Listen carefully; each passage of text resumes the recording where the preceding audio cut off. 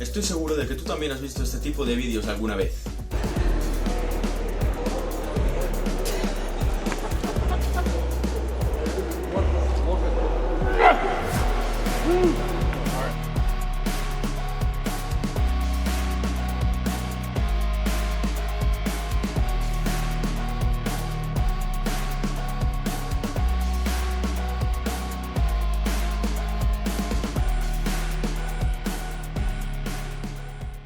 Al igual que yo, te habrás preguntado, ¿cómo es esto posible? ¿Cómo es posible que personas mayores, con aparente poca masa muscular, sean capaces de dominar y ganar así a personas más jóvenes, grandes y fuertes que ellos? Pero ahí no acaba la cuestión. Hay algo que resulta fascinante para todo aquel que presencia un pulso entre una persona profesional y otra que no lo es. Y es que los arm wrestlers poseen una fuerza ridícula en sus brazos. No, en serio. Ridículo. ¿Cómo es posible albergar tanta fuerza en el brazo? Bien es cierto que los que se encuentran en la élite son prácticamente monstruos, otros de categorías inferiores y con físicos aparentemente normales siguen poseyendo niveles de fuerza que parecen irreales. Desde siempre nos han inculcado la idea de que un cuerpo muy musculado es un cuerpo muy fuerte. Y si bien hay parte de razón en eso, es una idea que no nos ha dejado ver las otras posibilidades que existen a la hora de desarrollar una fuerza fuera de lo normal. ¿Cómo explicaríamos entonces esos niveles de fuerza en personas con físicos aparentemente normales? ¿Se debe todo a la técnica? Sí, claro que hay técnica involucrada, como en todos los deportes. Pero apuesto a que si ves una competición de powerlifting, lo primero que se te viene a la cabeza no es... Bro, eso es todo técnica. Vale, aquí quiero hacer un inciso, porque me podríais decir, pero esto de que alguien con poca masa muscular o delgadito tenga mucha fuerza no es nada nuevo. O sea, hay muchos, por ejemplo, en powerlifting que aparentemente no son muy musculosos y tienen una fuerza increíble. Y es que es verdad que para ser muy fuerte intervienen variables como la estructura ósea, la predisposición a tener cierto tipo de fibras musculares, la especificidad, es decir, te harás más fuerte en aquello que practiques habitualmente, la técnica, bueno, la correcta aplicación de la técnica más bien, variables antropométricas, todo eso en su conjunto ayuda a explicar cómo es posible que gente sin mucha masa muscular pueda ser muy fuerte. Pero en este vídeo nos vamos a enfocar en una variable, en otra concreta de la que no se suele hablar, que yo creo que es el factor diferenciador en este deporte a comparación de otros deportes de fuerza. El arm wrestling está considerado de forma mayoritaria como un deporte de fuerza, pero aún así este guarda una peculiaridad respecto a otros deportes de fuerza, y es que esa fuerza se ejerce contra un oponente en forma de combate, lo que conocemos de toda la vida como un pulso. Pero hay un secreto que se esconde detrás de este aparentemente simple deporte de fuerza bruta de un brazo contra otro. Y es que, dejando de lado el hecho de que existen 1000 ejercicios, 1000 formas de entrenar, de técnicas, hay una sola cosa, un hecho en el que todos los arm wrestlers están de acuerdo. Y ese es... When I was young, old arm wrestlers used to say, "Oh, Devin, this is a tendon sport, it's a ligament sport." And I never really understood it because I'm like, the muscles are doing the work here. Like, what? Like, I mean, but you don't notice until the tendons and ligaments become an issue. And then you realize, okay, this is what's holding me back. Bueno, pues ya está. Ese era el secreto.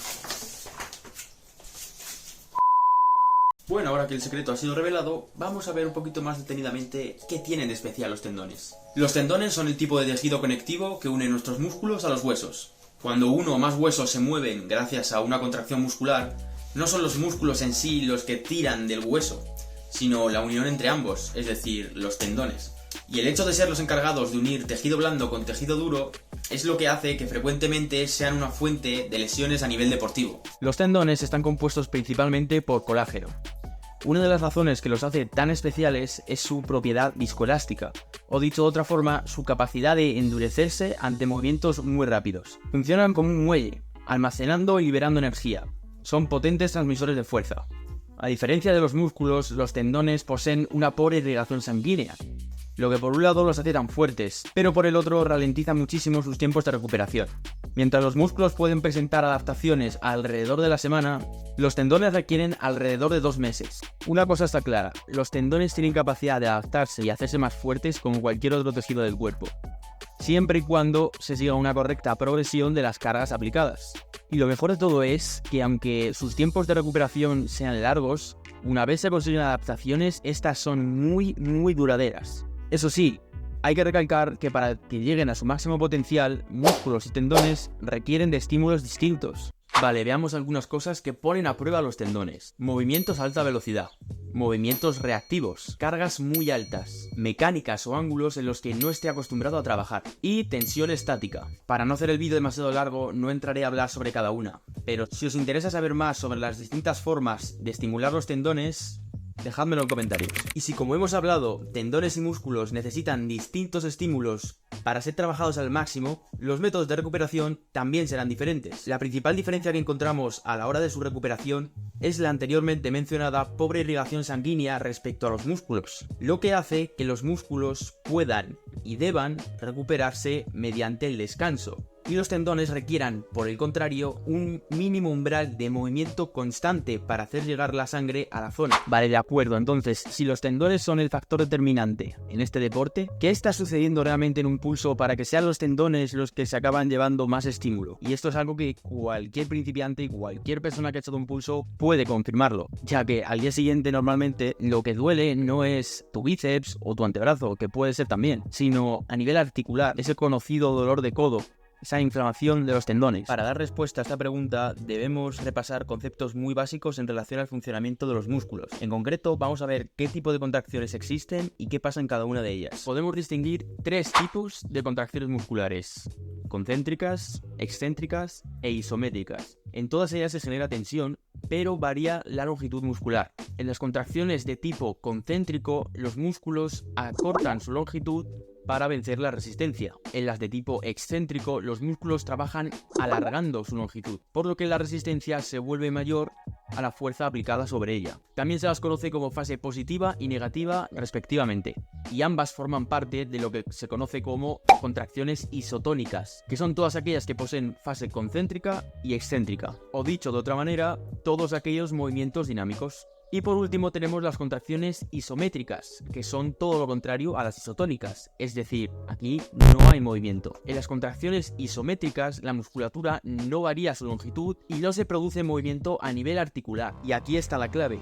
En un movimiento dinámico se produce cierta cantidad de tensión en el tejido conectivo, en este caso los tendones, tanto en la fase concéntrica como en la excéntrica. Pero al producirse cambios en la longitud muscular y variación en el ángulo de la articulación, la tensión a la que se ven sometidos los tendones es variable. En cambio, en una contracción isométrica en la que los músculos no varían su longitud y la articulación permanece fija, adivinad dónde se focaliza toda esa tensión muscular que no está produciendo ningún movimiento. Exacto, los tendones.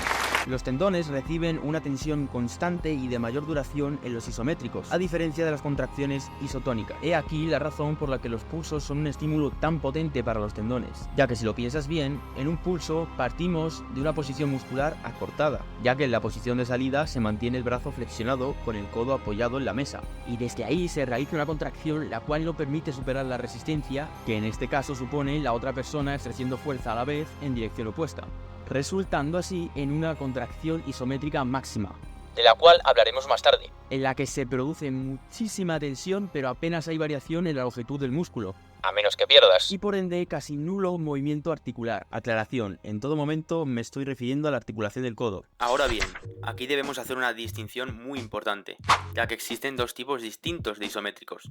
En el primer tipo se realiza la fuerza equivalente a la resistencia para mantenerla estática en una posición determinada, mientras que en el segundo tipo la contracción isométrica se da porque la resistencia es mucho mayor que la fuerza que se es capaz de producir para vencerla. En la literatura científica se describen con las siglas PIMA e IMA, en inglés Pushing Isometric Muscle Action y Holding Isometric Muscle Action, es decir, en las que empujas y en las que aguantas. Coloquialmente en inglés se conocen como Overcoming Isometrics a los isométricos de fuerza máxima, en los que se ejerce fuerza contra un objeto inamovible, y por el otro lado a los Yielding Isometrics, los isométricos en los que aguantas una carga. Se puede entender mucho mejor definiendo que unos serían una contracción concéntrica detenida y los otros una acción excéntrica detenida.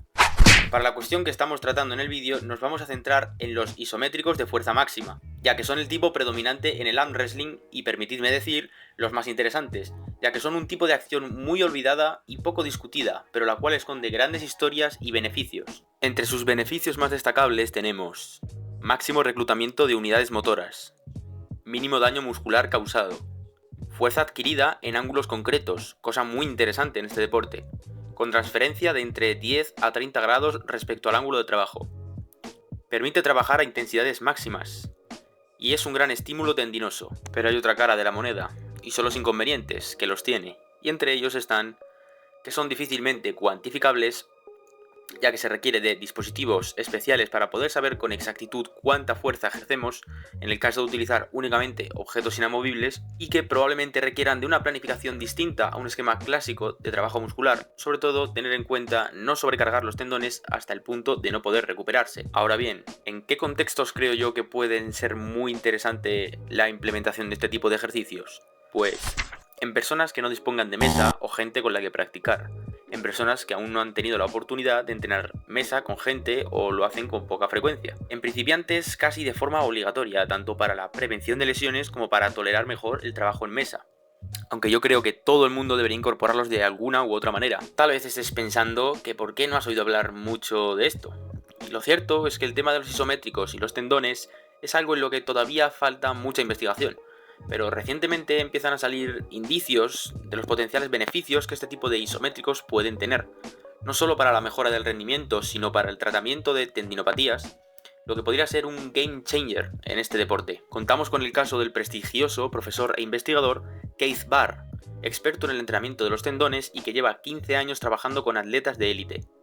Bien, pues este hombre comenta que han descubierto que los isométricos de fuerza máxima ayudan a recuperar un tendón dañado y pueden ayudar a prevenir lesiones en tendones sanos.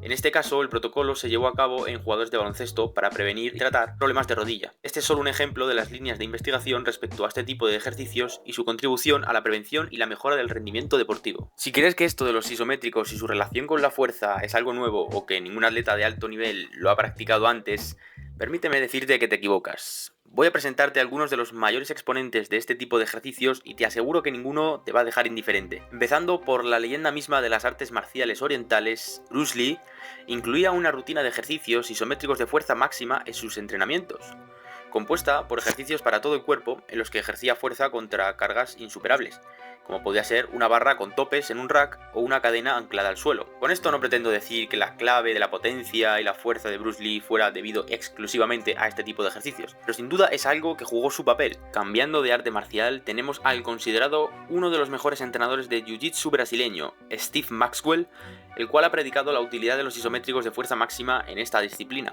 Por otro lado, tenemos los strongman de la vieja escuela, aquellos típicos hombres forzudos de circo que hacían cosas increíbles. En concreto, hay uno que destacó por encima del resto, tal vez el mayor exponente y defensor de los isométricos como método de fortalecer los tendones y conseguir una fuerza sobrehumana: Alexander Zas.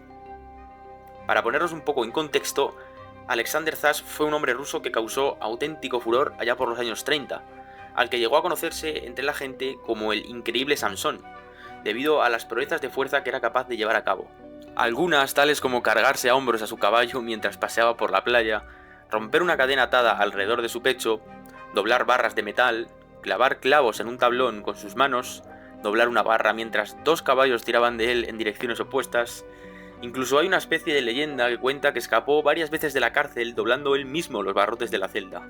Lo más curioso es que el mismo Zas, en su libro El increíble Sansón, escrito por él mismo, relata cómo fue gracias a ejercicios isométricos que pudo obtener esa fuerza sobrehumana, haciendo hincapié en que de esa forma desarrolló la verdadera llave para una fuerza superior: los tendones. ¿Os imagináis a este hombre echando pulsos? Bueno, volviendo al campo que nos interesa en este vídeo, el arm wrestling, contamos con ejemplos de atletas que conocen, o al menos han sabido aplicarlo, todo lo que he expuesto en relación al desarrollo de los tendones. Es como un secreto a voces, algo que parece obvio, pero sin embargo no termina de explicarse ni se intenta buscar una forma de abordar esta cuestión a nivel general, y que para mí es la vital diferencia que existe con otros deportes de fuerza. Así que vamos a repasar a los arm wrestlers que han hablado de esto y cómo lo han puesto ellos en práctica. Я сторонник школы Александра Заса, то есть у меня книжка «Секреты атлетизма», да. Еще, наверное, лет появилось, наверное, 11. И с 11-летнего возраста я поднимал камушки разного рода, пытался согнуть арматурку, комкал бумажки, которые я показывал. То есть занимался той статической нагрузкой, которая, по идее, должна была привести меня к улучшению моих функциональных физических результатов силовых. Собственно, что и последовало за этими тренировками. Я был удивлен и порадован, что в просторах YouTube есть ребята, которые также считают себя последователями данной школы, изометрической школы Александра Заса, и показывают прекрасные результаты. Все. Это статика. Берете и давите.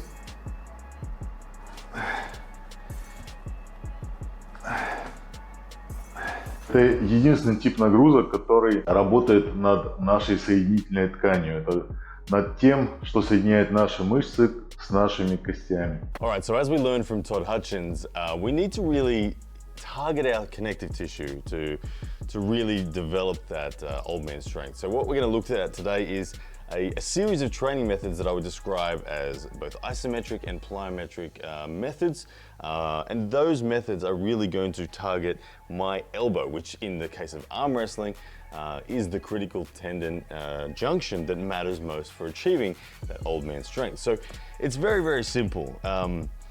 Biceps and wrist flexion and pronation, they're all critical muscular components of arm wrestling, for instance, but they're all dependent on the chain holding up. The chain being the tendons and ligaments in my elbow that allow me to have that stability. The tendons and ligaments are going to allow me to continuously have access to my strength. Isometrics is contracting your muscles with zero movement. To achieve that, we hook up our pulling machine to the dead weight, and then we add the chain, which provides a hard stop that allows you to contract your muscles with zero movement.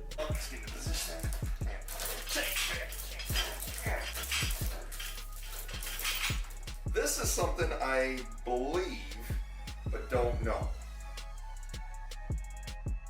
I believe since the force spikes and is applied for such a short period of time, it transmits primarily into your tendons and bones, not so much the muscles. I believe these type of plyometrics will strengthen the tendons and bones.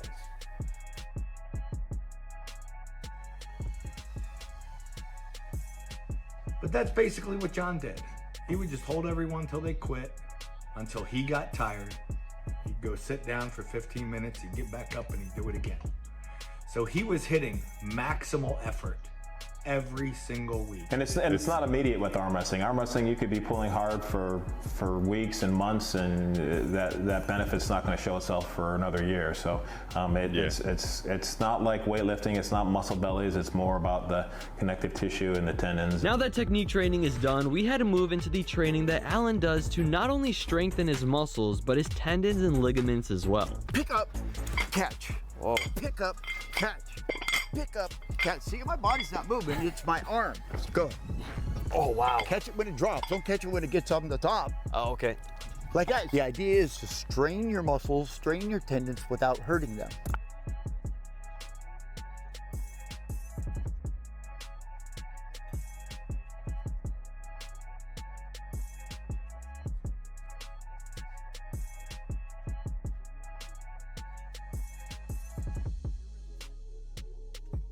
You get tendonitis in arm wrestling. That's your tendons telling you that they're giving you an opportunity to grow and get stronger.